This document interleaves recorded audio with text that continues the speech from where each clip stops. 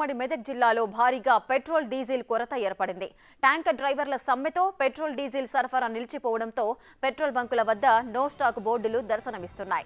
దీంతో భారీగా పెట్రోల్ బంకుల ముందు వాహనదారులు నిలిచిపోయారు. మరోవైపు పెట్రోల్ బంకుల ముందు వ్యవసాయ రైతులు ఖాళీ క్యాన్లతో క్యూ కట్టారు. వ్యవసాయ సీజన్ కావడంతో పనులు ఆగిపోయాయని రైతులు ఆవేదన వ్యక్తం చేస్తున్నారు.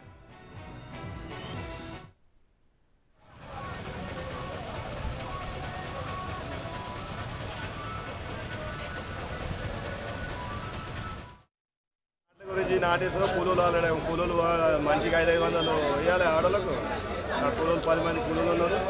కొద్దిగా 8 గంటలకు వచ్చినాయి. ఏమంటారు మరి ఏం దాకా వచ్చిన లైన్ ఏముంది, ఆడికి వెళ్ళి లైన్ ఏం దాకా వచ్చినామో ఇంకా వస్తూనే ఉంది. ఇక్కడ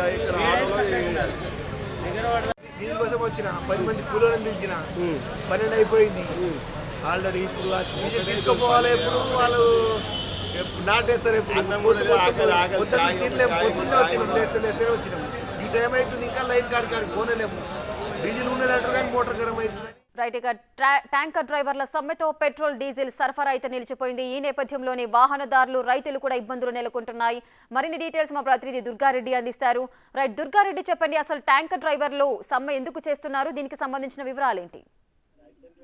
దేశవ్యాప్తంగా ముడి చమురు ధరలు తగ్గే అవకాశాలున్నాయని చెప్పి, అదేవిధంగా ట్యాంకర్లు ఒకసారి రోడ్డు ప్రమాదం జరిగితే మాత్రము 7 లక్షల పెనాల్టీ లేకుంటే జైలు శిక్ష అని ఖరారు చేయడంతో నిబంధనలు విధించడంతో లారీ డ్రైవర్లు లేదా ట్రక్ డ్రైవర్లు అంతా ట్యాంకర్లకు సంబంధించిన వాహనదారులతో యజమానులంతా కూడా సమ్మెకు దిగడంతో ఈ యొక్క తెలంగాణ రాష్ట్రంతో పాటు అన్ని చోట్ల కూడా పెట్రోల్ డీజిల్ షార్టేజ్ ఏర్పడుతుంది. ముడి చమురు ధరలు తగ్గినా పెరిగినా కానీ ఇలాంటి ప్రభావం ఉండకపోతుండే. కానీ ట్యాంకర్లు డ్రైవర్లు ఎప్పుడైతే నిరాకరణ చేస్తున్నారో 2 రోజుల నుంచి వాళ్ళు సమ్మెకు దిగారో దాంతో పాటు చాలా చోట్ల కూడా డీజిల్ పెట్రోల్ బంకులకు రావడం లేదు. దాంతో పాటు వాహనదారులు కూడా ఒకేసారి ఆ పెట్రోల్ బంకులకు వచ్చిన తర్వాత వాహనాలకు ఎన్ని ఉంటున్నాయో వాళ్ళు లీటర్లు కాకుండా మొత్తానికి 5 లీటర్లు 10 లీటర్లు డీజిల్ కావాలి, లేకుంటే 20-100 లీటర్ల వరకు పెంపు తీసుకోవడంతో కొన్ని చోట్ల ఇప్పటికే నర్సాపూర్, మెదక్, కొన్ని చోట్ల మాత్రము ఆ డీజిల్ పెట్రోల్ షార్టేజ్ అయింది. మిగతా చోట్ల కూడా సాయంత్రం వరకు మాత్రము యథావిధిగా నడిచే అవకాశాలు కనిపిస్తున్నాయి పెట్రోల్ పంపుల్లో. ఆ తర్వాత కూడా ఈ రోజు రాత్రి కానీ రేపు కానీ పెట్రోల్ రాకపోతే మాత్రము ఇక తెలంగాణలో ఉన్న మన మెదక్ జిల్లాలో ఉన్న పెట్రోల్ పంపులు కూడా అన్ని చోట్ల కూడా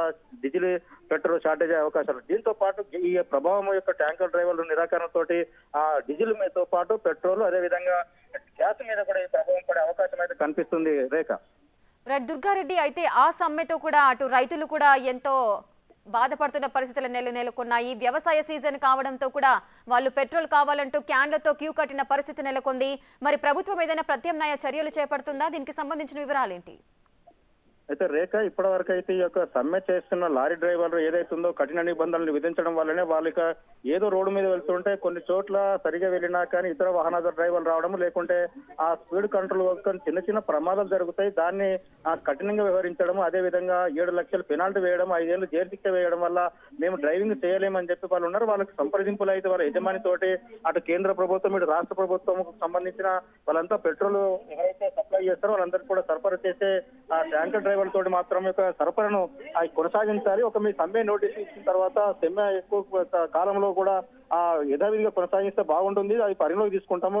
కొన్ని ఆచరణలో చేయడం సమయం పడుతుంది కనుక మీరు ఏకదం ఒకేసారి సమ్మె చేయడం కరెక్ట్ కాదని చెప్పి సంప్రదింపులు అయితే కొనసాగుతున్నాయి. కానీ ఇప్పటి వరకు ఏ ట్యాంకర్ డ్రైవర్ కానీ లేకపోతే యజమాని కానీ ఎక్కడ కూడా స్పందించడం లేదు. ఖచ్చితంగా నిబంధనలను 7 సంవత్సరాలు అదే 7 లక్షల పెనాల్టీ 5 సంవత్సరాలు జైలు శిక్షను కఠినంగా నిబంధనలు తొలగిస్తామంటేనే మేము ఒక ముడి చమురును సరఫరా చేస్తాం, ట్యాంకర్లు వెళ్తామని చెప్పే పరిస్థితి కనిపిస్తుంది. ఇక ఈ సాయంత్రం వరకు మాత్రం అన్ని పెట్రోల్ పంపుల్లో షార్టేజ్ ఏర్పడే అవకాశం కనిపిస్తుంది. రేఖ, రైట్, థ్యాంక్ యూ దుర్గారెడ్డి.